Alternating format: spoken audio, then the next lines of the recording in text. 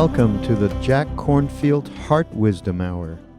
We are delighted to share with you Jack's innate common sense wisdom and his clear, open heart. If you are interested in supporting Jack's podcast, go to BeHereNowNetwork.com/Jack. When Gina spoke last night about the nature of clinging to self, to me and mine, the sense of selfishness that we can experience, and the possibility of not clinging, it spoke from the very center of the teachings of the Buddha, really of the Four Noble Truths of suffering in the world and the conditions that create suffering and the possibility of freeing ourselves, which here we are now on the 6th or 7th day of our practice together, is in a certain way the underlying practice that we share. We come together here and we all experience what the Buddha saw and what motivated his practice. We look at the world, we look at ourselves, and if we look with the eyes of compassion, we can see how much confusion and sorrow can be created by us within our own experience or in the world around us. And as you've been sitting and walking, my guess is there have been moments when you got caught up in, if not lost, in certain stories.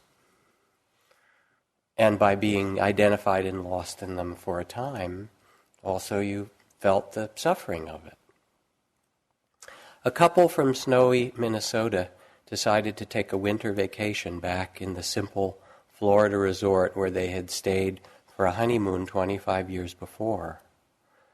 Because of his wife's delayed work schedule, the husband went first, and then when he got there, he received a message that she would meet him soon.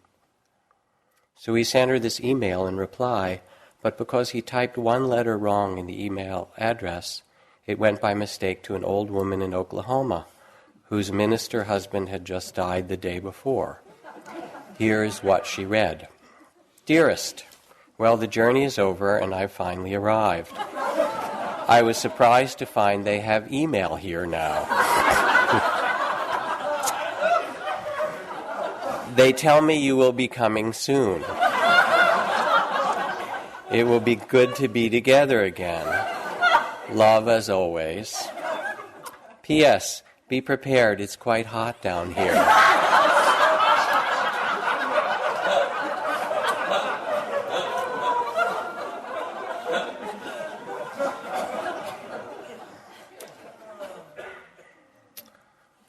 And we can see, actually, how easily we get caught up in stories. They might not even be our own stories. We learned them, or they came in from the culture, and then we get lost in the mind creations.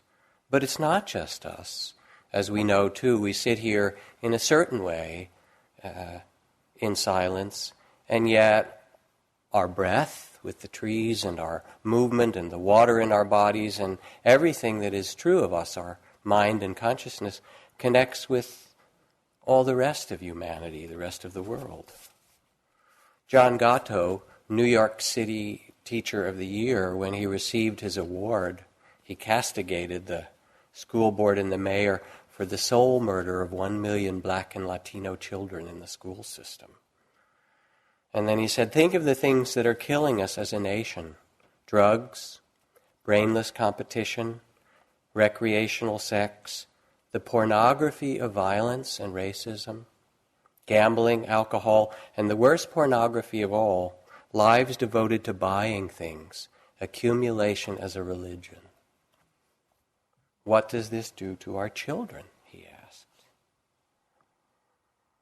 And so the Buddha looked out and he saw the same kinds of forces at his time, of greed and aggression and delusion and denial, and saw, as we can, how they are rooted in clinging to a small sense of self, to a limited identity, to our body, our way of being, us versus someone else. It's called the body of fear, in some ways, this small or contracted sense of self. And we've all experienced it at moments as we've been sitting and walking, each in our own way.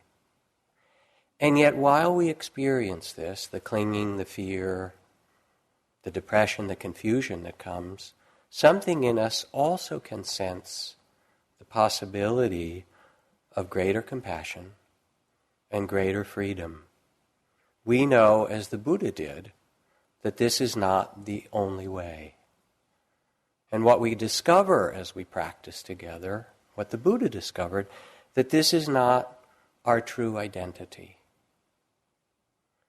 And in a certain way, meditation, more than anything else, is an invitation to a radical shift of identity from this small sense of self to our Buddha nature, to our true nature, to what Ajahn Chah used to call Jitta-dharma, which means original mind.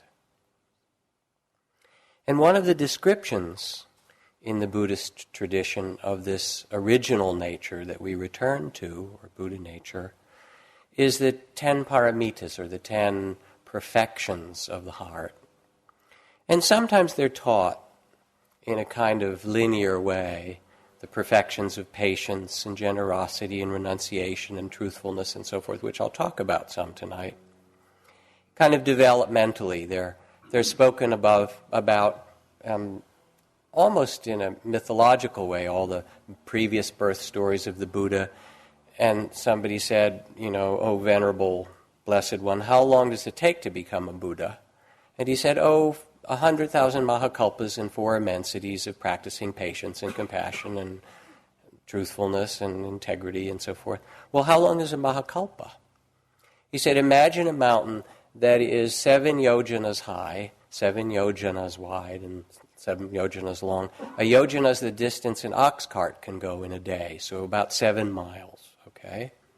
So here's a mountain taller than Mount Everest, as wide and as deep.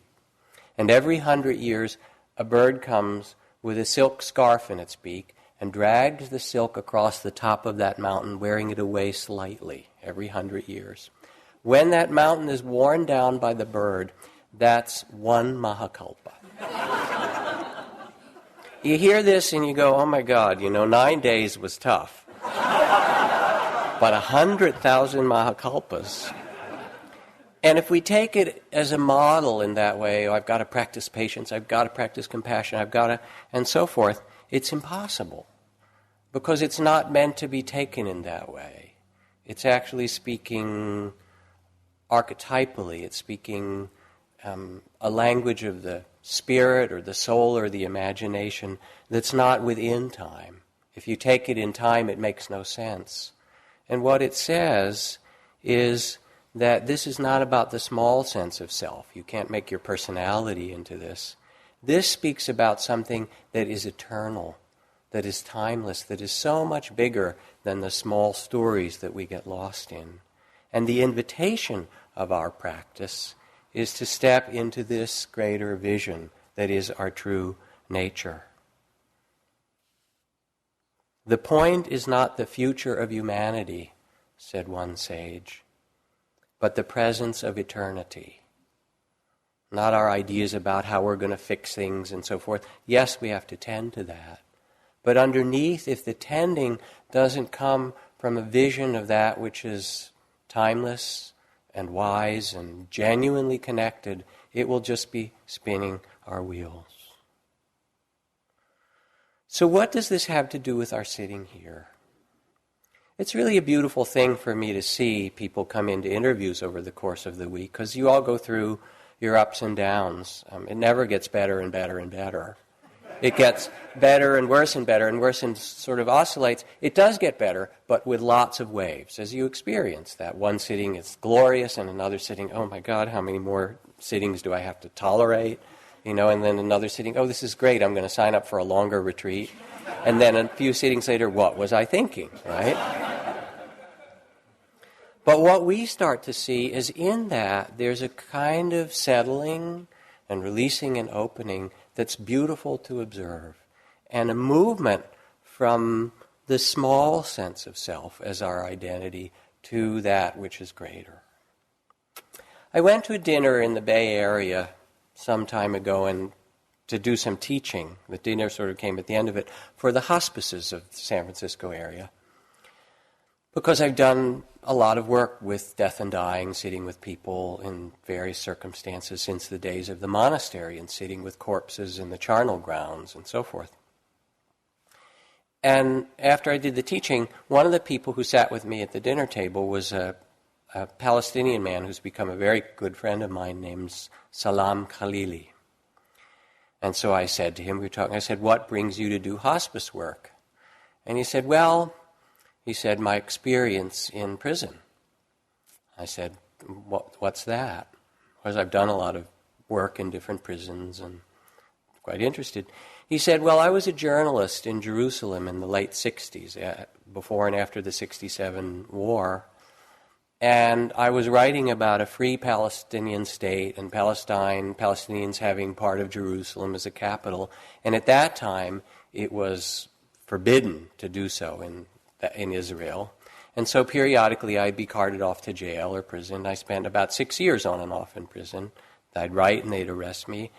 And while I was in prison, once in a while I would get beaten or tortured in some way, which happens in war. It happens on both sides. It's not like one-sided. It's just what happens. People go insane in war. He said, so one day I was in this prison, and this guard was beating me and kicking me, and I died. He said, there I was on the floor, and this boot was kicking me, and blood was coming out of my mouth, and the police report says that I died. But actually what happened is all this pain, and then all of a sudden it stopped, and I was floating on the ceiling watching it. People hear these stories because they happen in accidents. They also happen in meditation. There are ways of actually leaving your body, and it's not that difficult to do. But this happened to him.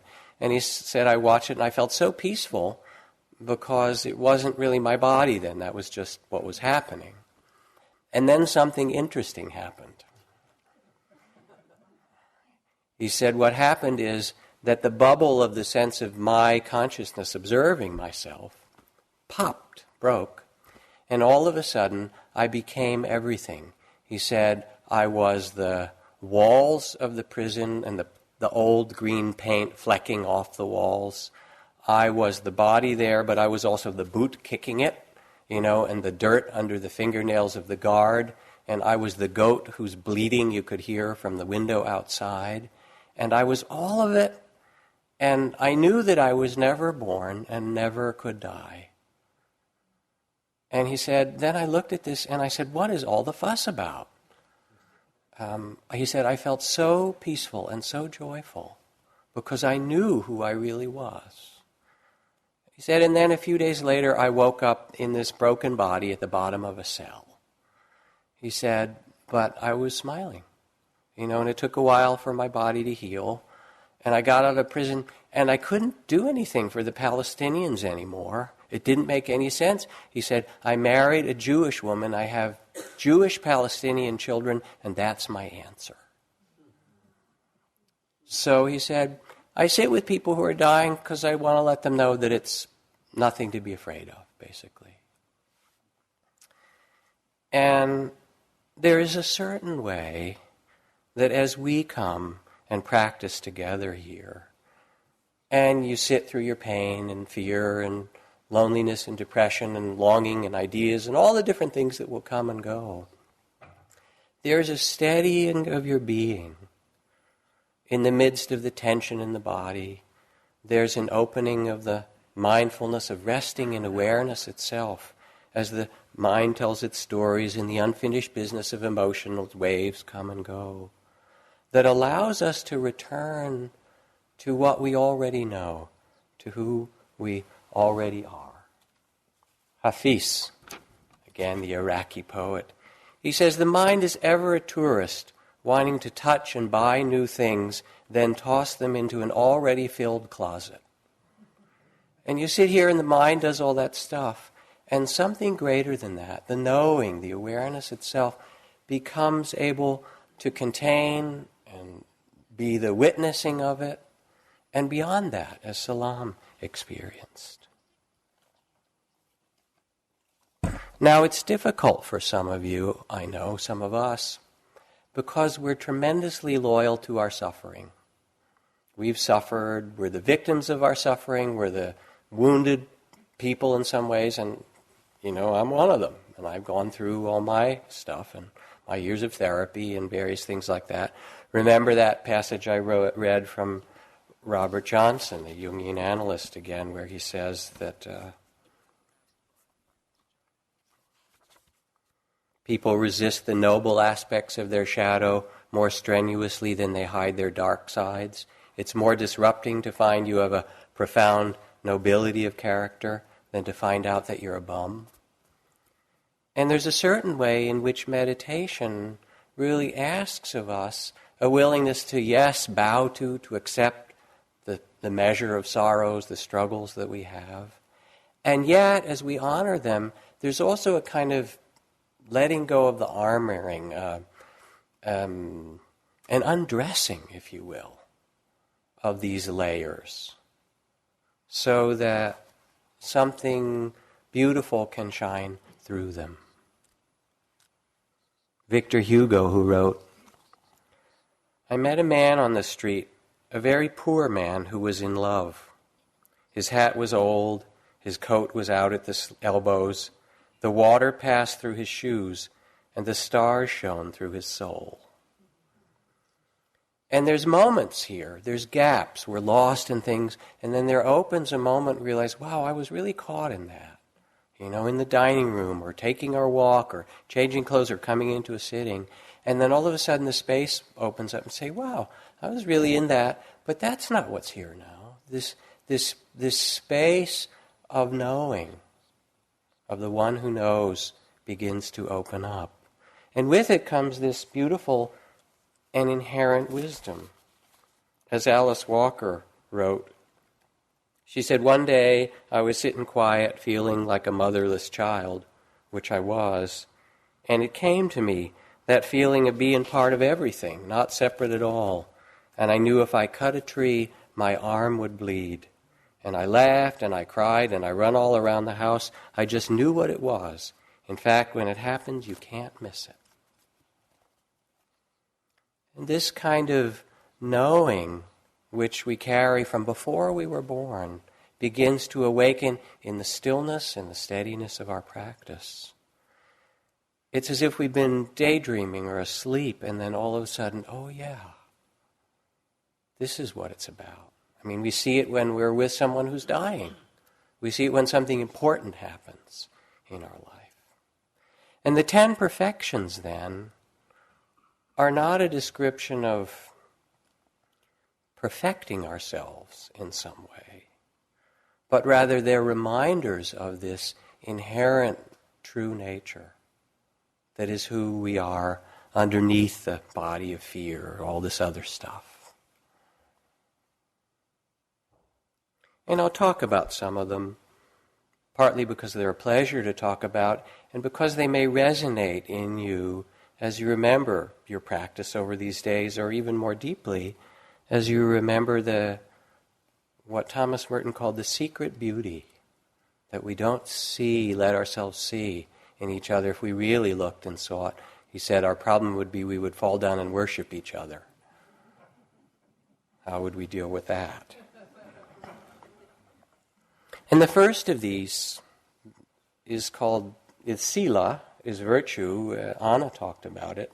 But it's really adi sila. These are all the inherent virtue. Adi means the higher or the natural virtue. And Ajahn Chah used to love to talk about integrity and virtue. It was one of his favorite subjects. Integrity within yourself, integrity within others. And the integrity is basically to say what's true, to be with what's so, and to not cause harm to another being. To not add to the pain of your own body, of your own heart. To not add to the pain of another being. So, Lloyd Reynolds, who was the great American calligrapher of this past century, wrote this beautiful poem in this wonderful hand. He was one of my wife's teachers, master. He writes, A bug crawls over the paper. Leave him be.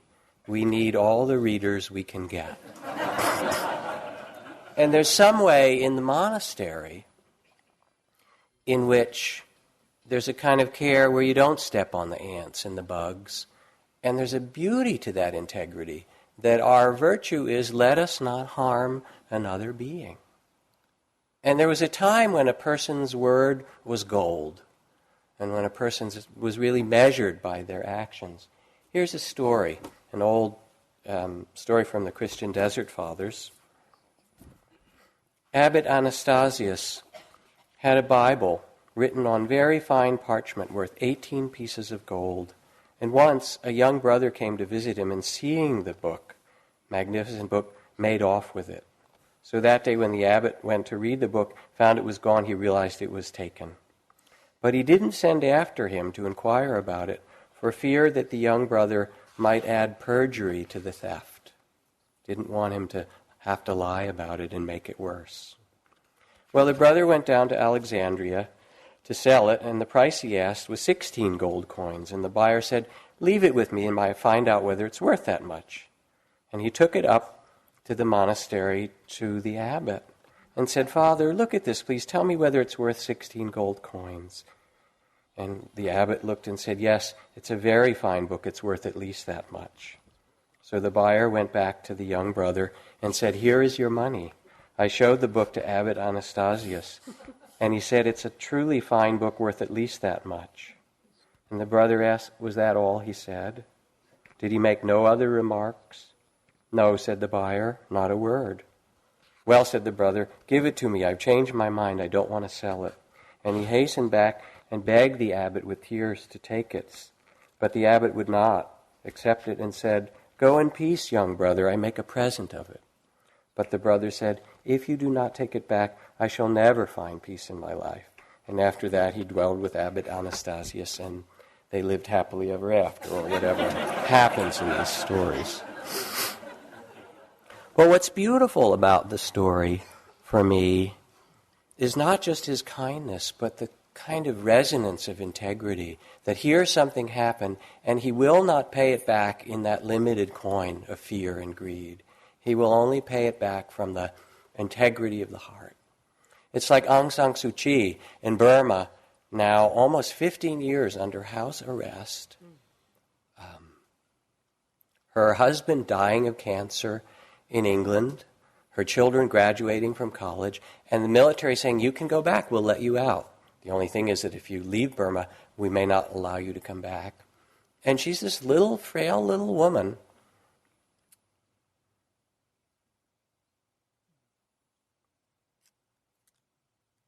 Steel. Just unshakable. She will not move. And it's not, from my friends and people who know her, not out of hatred and not out of ambition. She simply knows this is what's given for her to do and this is what's right. And she lives from that place. And we hear these stories in a certain way, they're kind of grand stories. Not in a certain way, they are. But at the same time, we each, every day as we sit and walk and go through our circumstances, there's suffering, difficulties that we face, and there's the opportunity. How will we treat the bug crawling over the paper? How will we treat the person that we live with? How will we treat ourselves? And from our Buddha nature, there is this kind of integrity. And with it there also comes a tremendous generosity, one of the other of the paramitas. And generosity isn't because you're supposed to be generous. I mean, it's certainly one of the traditional trainings. It's not out of impoverishment or something, but it's really out of inner abundance. As the poet Rumi says, walking out of the Treasury building, I feel generous. Anybody still sober in the spring weather must be really afraid. And it's finding that our happiness comes not by clinging, but by giving it away. It's just our true nature. This from a novel by Mary Gaitskill. And in it she writes of a character, Veronica, who's a social work intern in one of the worst neighborhoods in Watts. Veronica had seen a stray cat known in the neighbor as Baldy and gotten the idea to feed it. She worried, though, what the people she worked with around the community center would think. At first I thought they were angry with me, the men. They glared and they said, "He don't know what to do with anything like that. He ain't never had anything that good in his life." And I said, "Well, I'll just try." And I opened the can. And they stopped playing pool and cards, and they all watched when I put it down. And I can tell you, the way that cat buried his head in that can, he'd thrust his head down, fingers splayed, his voice rolling, softly gobbling. He looked up at us, and if cats could cry, tears would have been streaming down his face. Nobody said a word. And then one of the men crouched down and held the can so the cat could get to it better. And every day after that, I brought in a can of food, and every day the men would stop and gather to watch Baldy eat. It was probably one of the few times that they got to see a righteous need completely satisfied. And the thing that's true about generosity is that it wants to come out of us when we can. It really does. And as it does, it expresses not, "Oh, I'm giving to you," but here we are. What else could we do? Consider the generosity of the 1-year-old, writes Alison Luderman, one of my favorite poets, who has no words to exchange with you yet, and instead offers up her favorite drooled-on blanket, her green dinosaur as big as she is, her cloth doll with the long pigtails, her battered cardboard book swung open on their soggy pages. If you were outdoors, she would hand you a dead beetle, a fistful of grass, a pebble, by way of introduction, or just because. And if a moment later she wanted it back, it would be for the joy of the game that makes every simple object an offering. In the same way, sun drapes a buttered scarf across your face. Rose opens herself to your glance, and rain shares its divine melancholy.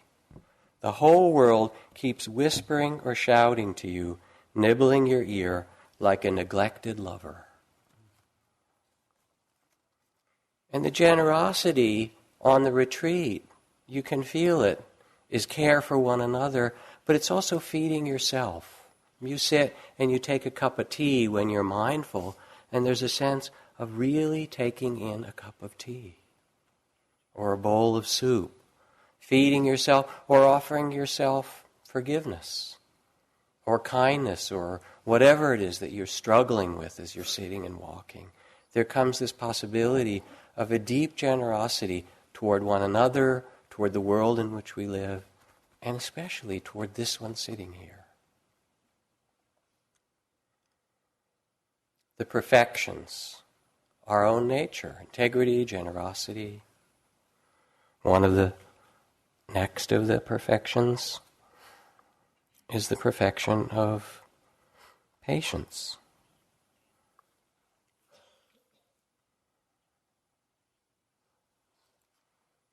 I saw a cartoon by Matt Groening. You know those little kind of creatures that are in Life in Hell. Many of you know him, the guy who created The Simpsons. And one of them sitting there like you in meditation, this kind of little, faux meditation mudra, smiling and saying, "I am living in the eternal present." And the next scene says, next things, "I only find myself in the now. In the now, everything is complete. All is here and now. No need to long for anything. Timeless, perfect, you get, one thing after another. The great space of presence." And then there's a little ding in the second to the last box, just a sound. And then you see him, "Dang, that microwave popcorn takes a long time." And we're like him, We're sitting here being the Buddha, the breathing in and out, I have this great experience. And then you go and you get in line for lunch. The line is so long. If only people would move ahead and go over to that other table and, then I could get to my food sooner. Or, if only the bell would ring, or if only whatever when you're in traffic, that small sense of self. But something else starts to open up for us here.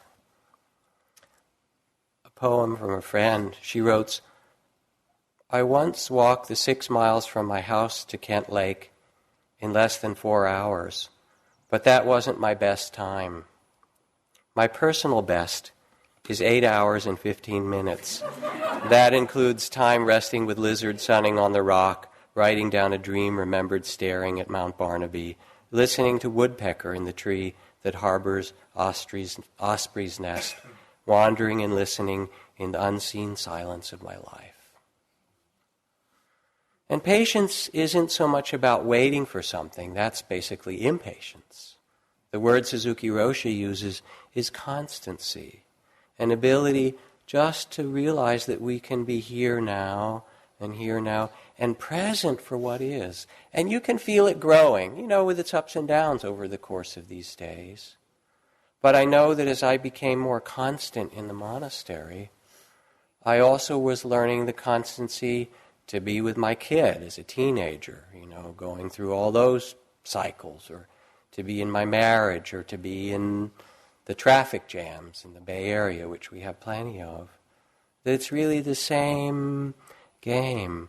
What is it like to discover that we can live more and more in the reality of the present, in a timelessness that is here, and things come and go, we get caught in them, but that's not who we really are. Story. Someone left a retreat in Spirit Rock to fly back to where they lived. And she got to the airport, went in and got herself some reading material at the little airport shop and some cookies to eat, and then went to sit at the gate. Sitting there, put her stuff down, another guy sat down next to her in the chair on the other side of this little table. And then as she was sitting, he reached over and opened her bag of cookies. And fortunately, she'd been on retreat, so okay, took a deep breath. She looked at him. He smiled at her, opened it, and offered her a cookie. Okay, she took one. He smiled and took one too. And they sat there reading, and he kept taking them as she did. Finally, there's one cookie left in the bottom. He looked at it, smiled at her, took it out, broke it in half, offered her half of it. I mean, the nerve, right? She went through a lot. Then they called her plane, Gets on the plane, takes her stuff, seat belts in, gets settled, puts her purse under the seat. Then opens her purse to get out her reading material, and as she does, she looks inside, and her bag of cookies is in there.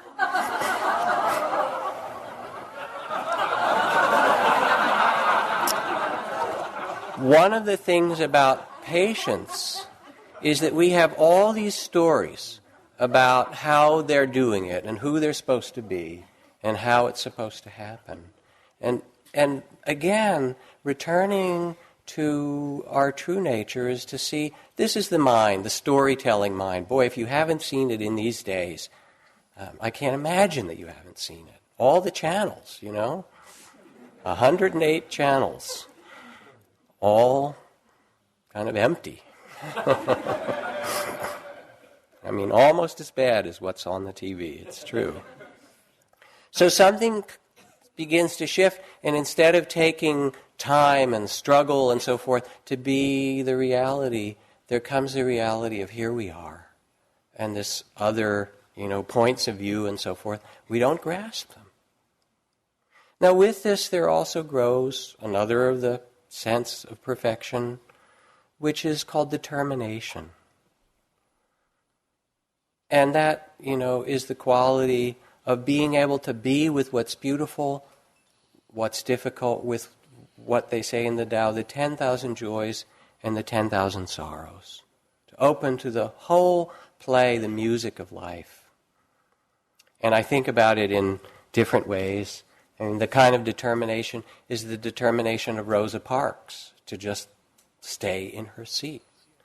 It's the determination of John Muir. There's a really amazing passage in John Muir's naturalist writings. He was in the Sierras and there was this huge storm coming up. And he said, I immediately got out of the cottage and went and climbed the highest ridge that I could. I scrambled to the summit of the highest ridge. And then it occurred to me what a fine thing it would be to climb one of the trees and obtain a wider outlook and get my ear close to the aeolian music of the whole forest in its glorious storm. And he climbed a 150-foot Douglas spruce in the wildest storm in the Sierras and lashed himself to the top and described how the tree would make an arc of 20 and 30 degrees and what it was like a field of waving grain with the other trees, naked branches booming like waterfalls, exuberance of light and motion, the vibration of pine needles, the hiss, the whole music and the smell of it. That's determination. Okay, let's just stay where we are in the midst of all of it. Let us see what is possible. Because what we're learning here is not for us on retreat. Yeah, you can be a yogi and walk slowly and, at one retreat center, the kids call us the Night of the Living Dead, right? It's not about that. It's about when you're ready to, when somebody you love is dying and they're frightened and they're in pain, and you can say, yeah, I know what it's like to sit with fear. I've done that. Great fear. I know what it's like to sit with pain. I know, and it's okay. You can hold their hand and say, I understand this. Anne Morrow Lindbergh, who says, go with the pain, let it take you. Open your palms and your body to the pain. It comes in waves like a tide, and you must be open as a vessel, lying on the beach, letting it fill you up, and then retreating, leaving you empty and clear. With a deep breath, it has to be as deep as the pain. One reaches a kind of inner freedom from pain, as though the pain were not yours, but your body's. The spirit lays the body on the altar. And there is in our practice a growing capacity to be with this human incarnation in all its tainted glory, as Oscar Wilde would say, in all its measure of sorrows, in all its beauty. And there comes with this a couple more factors. Truthfulness. Truthfulness is, who said it? Maybe it was Anna or Trudy or Gina in the talk about Mara. I see you, Mara. I see you. This is fear. Oh, bow to fear. Fear, fear. Oops, it's getting worse. Oh, terror, terror. I feel like I'm dying, dying, dying. Wow, I'm doing pretty good. Pride, pride, and you just kind of, there it is. A truthfulness that can see what is so.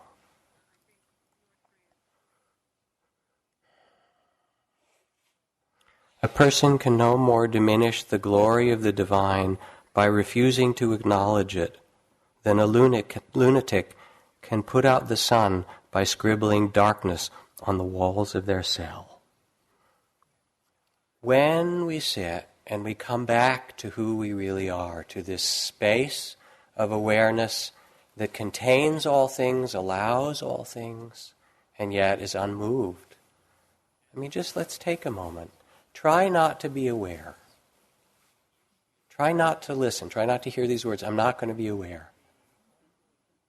How far do you get? You can't do it, can you? Awareness is here. It's present now. And we begin more and more to trust this, and then to see from this place that we can bear the truth and that we can speak the truth. Martin Luther King, who says, I still believe that standing up for the truth is the greatest thing in the world. This is the end of life. The end of life is not to be happy. The end of life is not to achieve pleasure and avoid pain. The end of life is to live in a sacred way, come what may. And then I have to add to it a couple more things. Because I got a phone call yesterday from some friends who have come to Spirit Rock at different times, Julia Butterfly Hill and Joan Baez, who were sitting in a tree in south central Los Angeles, and they called to see if I knew some Buddhist monks and nuns who would come and chant and help them, because there's a whole big demonstration in south central right now. There's the largest community green farm in a city in any place in the country is about to be sold by the Los Angeles Board of Supervisors to a developer, and it has 360 gardens of various campesinos and people who live in East Los Angeles. So this is from Cesar Chavez. He says, when we're really honest with ourselves, we have to admit that our lives are all that really belong to us. So it's how we use our lives that determines what kind of persons we are. It's my deepest belief that only by giving our lives to that which is true do we find life. I'm convinced that the truest act of courage, the strongest act of humanity, is to sacrifice ourselves for something higher. To be human is to suffer for what we believe. God help us to be human.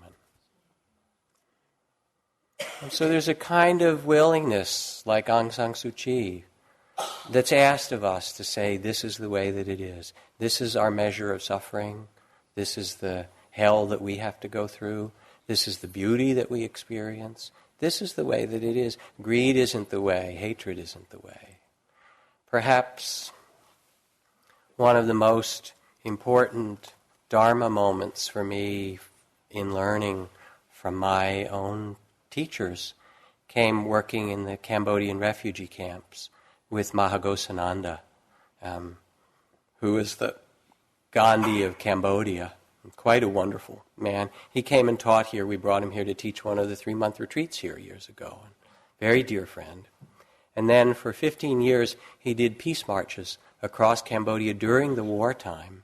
And people would grenade and shoot. And he would have, hundreds of monks and people with him. And he just kept walking peacefully in the midst of it all and doing metta prayers. So we were together in Sakeo and Khao-I-Dang, which were a couple of the very large camps on the Cambodian border. And, 50, 100,000 people. And then he got permission from the UNHCR refugee commissioner. Let's make a Buddhist temple for the people, because their temples have burned, the village is destroyed. And so people came and built a kind of bamboo platform with a roof on top of it.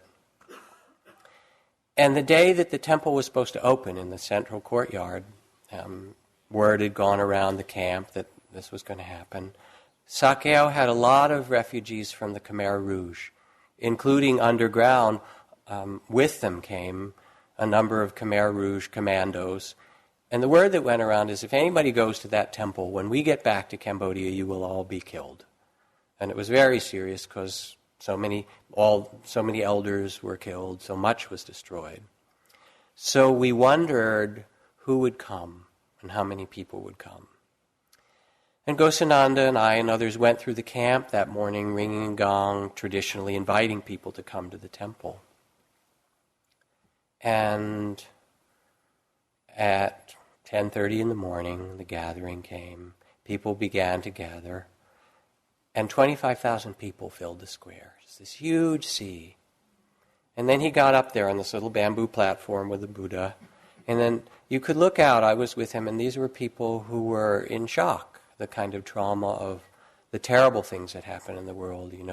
A grandfather and one niece or nephew or grandchild, an uncle and a couple of kids that remained. Everybody else had been killed, family destroyed. Holocaust. And I thought, all right, what is he going to say to this group of suffering humanity? And he sat for a while very quietly and then put his hands together. He was this very kind of gentle and beautiful spirit. Looked out across the crowds, a little bit of tears. And then he began to chant in Khmer or Sanskrit and in Cambodian. The words from the beginning of the Dhammapada: hatred never ceases by hatred, but by love alone is healed. This is the ancient and eternal law. And he chanted it over and over, and they hadn't heard, chanting, and they hadn't heard the sacred words for maybe 10 years. And pretty soon they started to chant with him, and after a while, 25,000 people sitting there from this suffering, chanting, hatred never ceases by hatred, but by love alone is healed. And it was as if he sat there and told a truth that was even bigger than their suffering. Yes, you've suffered incredibly, and even so, hatred will not cease by more hatred. This is the ancient and eternal law. And we sit here somehow to awaken to that truth that we know in ourselves. Metta and compassion are part of the perfections of the heart, as truthfulness is itself. And over in all these different ways, as we move about and encounter one another, or as we sit here and memories of things that we've done that we feel shame about, or guilt about, or regret, or that we feel angry and betrayed about, because we've all been betrayed, every one of us as humanity. It's part of what happens. That somehow we learn the great heart of compassion, the capacity to offer our forgiveness to ourselves and to one another.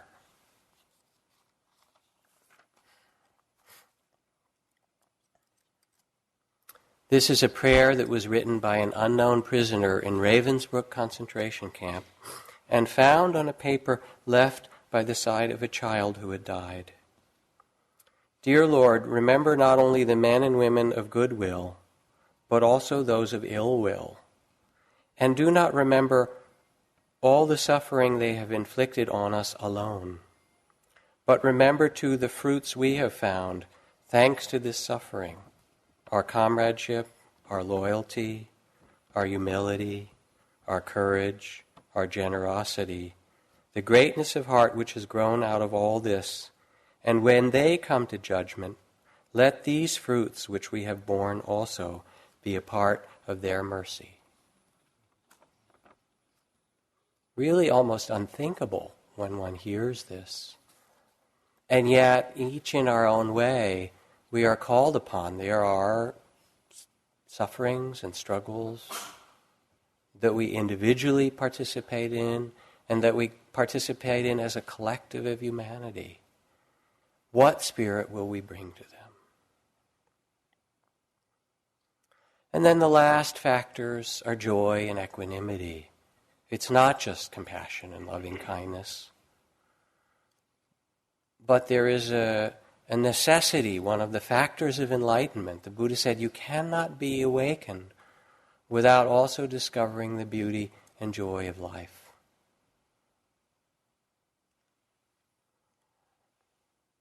André Gide writes, know that joy is rarer, more difficult, and more beautiful than sadness. Once you make this all-important discovery, you must embrace joy as a moral obligation. That suffering isn't enough, and the sorrows that we have and the suffering of the world, the Buddha said that suffering is the beginning of the path, but that joy, he was called the happy one, liberation, is the fruit of the path. Life is not a journey to the grave to arrive in a beautiful, artfully and well-preserved body, but rather to slide in broadside, thoroughly used up, totally worn out, and loudly proclaiming, wow, what a ride.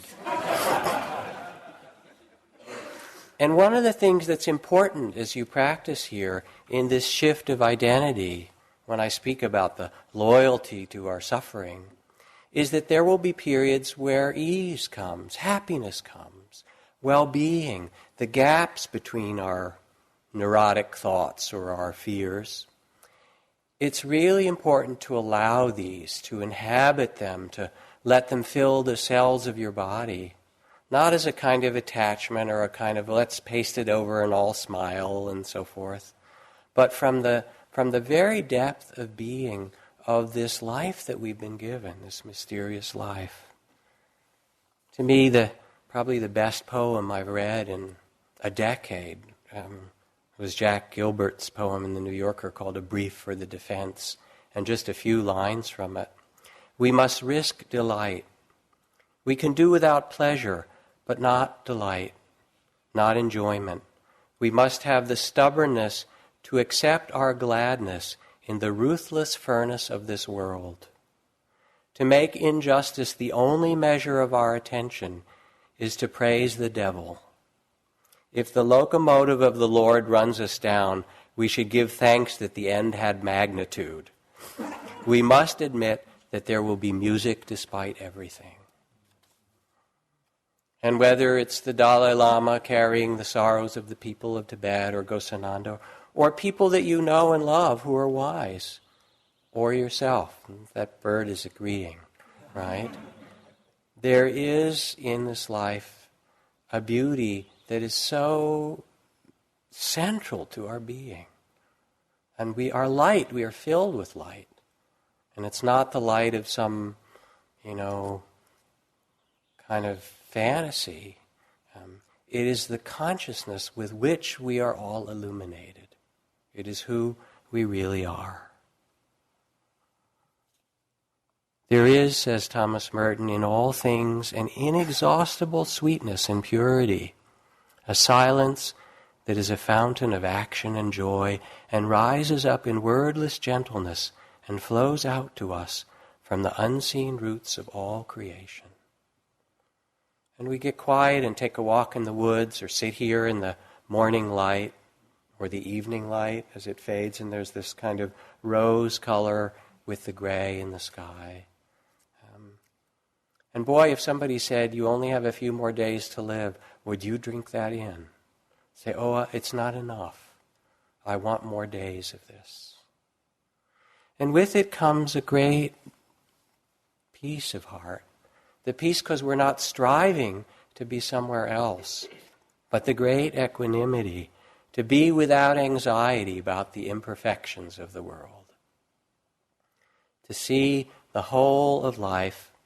Hermes Trismegistus, the alchemical sage, he writes, perceive that you're not yet begotten, that you are in the womb, that you're young, that you're old, that you have died, that you're in the world beyond the grave. Grasp in your mind all of this at once, all times, and then you can begin to see with the eyes of the divine.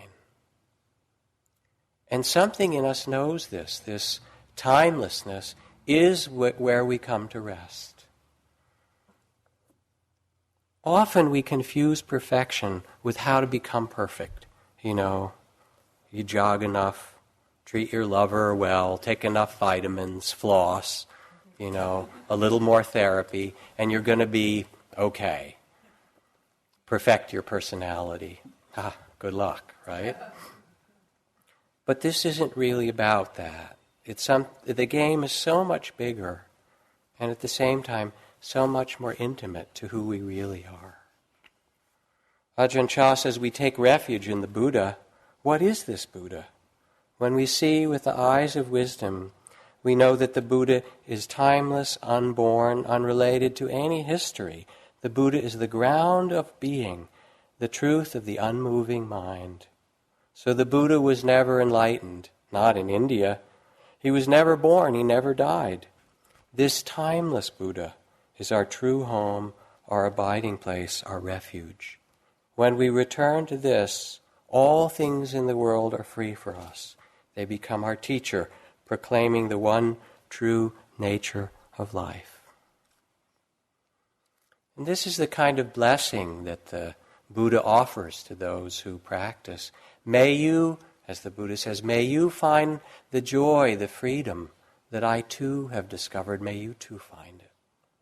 The Buddha had his own realization, and then he looked and said, you too can have your realization. And it's not in India, and it's not in the mountains, and it's not at the end of long retreats. It's always here when we remember, when we return. And you know it. Some part of you knows it as deeply as you know your own name. It's that close.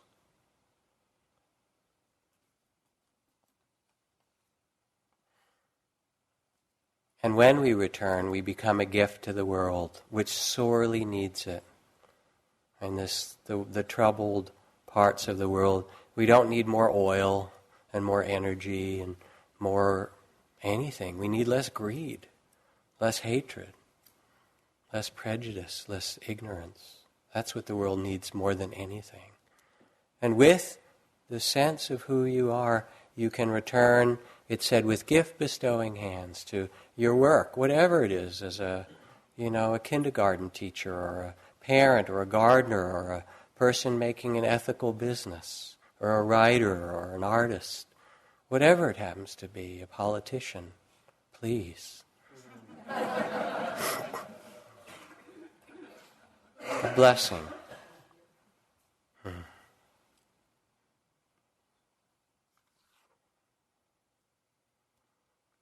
So to end,